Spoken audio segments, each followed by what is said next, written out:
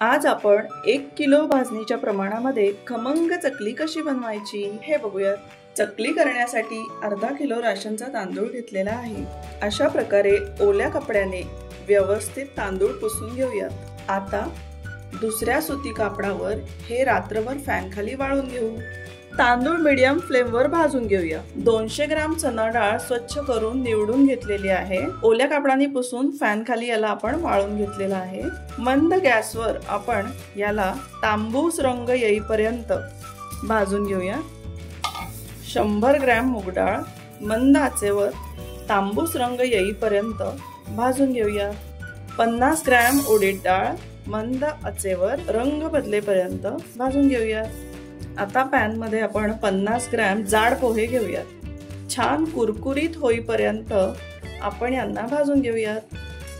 50 gram साबुदाणा 3 ते 4 minute व्यवस्थित भाजून घेऊया।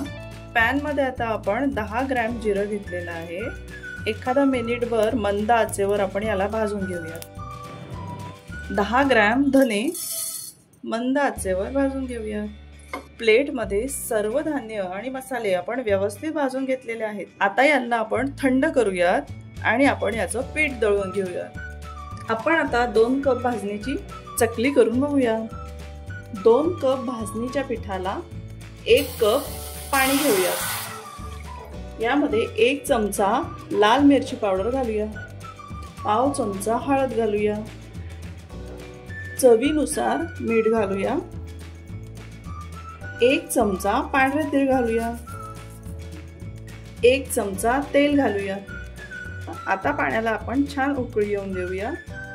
गॅस मंद आचेवर ठेवूया। पाण्यामध्ये 2 कप भाजणीचं पीठ व्यवस्थित मिक्स करून घेऊया। याच्यावर आपण 10 मिनिटं झाकण ठेवूया।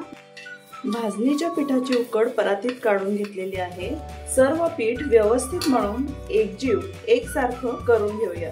सोऱ्यामध्ये आपण छोटासा पिठाचा गोळा घालून घेऊया। झाकण व्यवस्थित बंद करूया। बटर पेपरवर गोलाकार चकली पाडूया।